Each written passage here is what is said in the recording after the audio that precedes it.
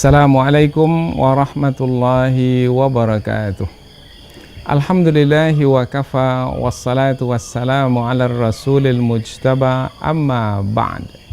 Puji syukur kehadirat Allah subhanahu wa ta'ala, salawat dan salam kepada Rasulullah sallallahu alaihi wasallam. Kaum muslimin dan muslimat, as-saimin was-saimat yang dirahmati Allah subhanahu wa ta'ala.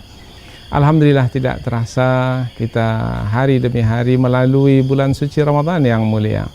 Mudah-mudahan bertambah amal ibadah kita yang akan menghapuskan dosa-dosa kita sehingga berlaku penyucian jiwa pada diri kita.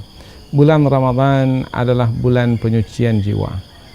Dengan harapan mudah-mudahan insya Allah dengan taubat yang kita kerjakan, ampunan yang kita minta, Allah hapuskan dosa-dosa kita. Kemudian dengan amal saleh yang kita buat, mudah-mudahan akan menyucikan jiwa kita.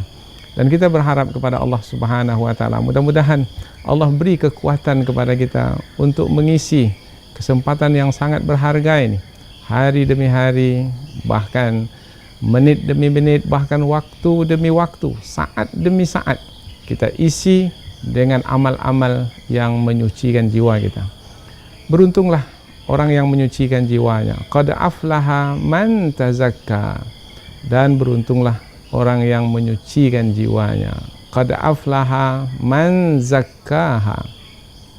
Maka kita teringat kepada seorang sahabat Rasulullah sallallahu alaihi wasallam yang Allah sebutkan namanya, yaitu Allah abadikan kisahnya di dalam Al-Quran, yaitu ketika datang menjumpai Rasulullah sallallahu alaihi wasallam yang ingin menyucikan jiwanya, yaitu seorang buta, Ibnu Ummi Maktum, datang menjumpai Rasulullah sallallahu alaihi wasallam meminta kepada Rasulullah supaya dibacakan Al-Quran kepadanya, supaya diajarkan kepadanya apa-apa yang diajarkan kepada baginda Rasulullah sallallahu alaihi wasallam. Ya Rasulullah, akri'ni, bacakan kepadaku. Wa'allimni, dan ajarkanlah kepadaku, mimma 'allamakallah, apa-apa yang Allah ajarkan kepadamu. Ibnu Ummi Maktum datang kepada Rasulullah sallallahu alaihi wasallam mengharapkan supaya Rasulullah menyahut seruannya, yaitu untuk membacakan dan mengajarkan ilmu kepadanya. Tapi ketika itu Rasulullah sallallahu alaihi wasallam sibuk, yaitu berdakwah kepada pemimpin Quraisy dengan harapan mereka itu masuk Islam. Karena apabila mereka masuk Islam, tentu diharapkan juga orang-orang yang berada di bawahannya itu akan masuk Islam juga, sehingga lebih banyak, sehingga lebih ramai yang akan beriman kepada Allah dan Rasulnya. Namun Rasulullah SAW ketika melihat Ummi Maktum juga dalam waktu yang sama datang minta dibacakan Al-Quran, maka Rasulullah merasa terganggu.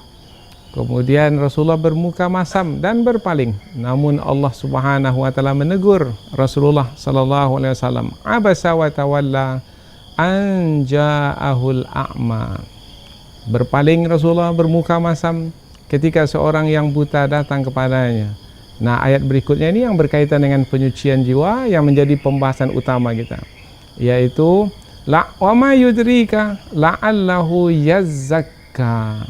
Wa ma yudrika, tahukah kamu wahai Muhammad, boleh jadi yang datang kepadamu itu adalah yang ingin menyucikan jiwanya. Maka dari perkataan boleh jadi, barangkali yang datang kepadamu itu adalah yang akan menyucikan jiwanya, maka tersanjunglah, melambunglah nama Ibnu Ummi Maktum ini, yaitu sebagai orang yang ditinggikan oleh Allah subhanahu wa ta'ala, yang tidak sepatutnya Rasulullah meninggalkannya atau mengabaikannya.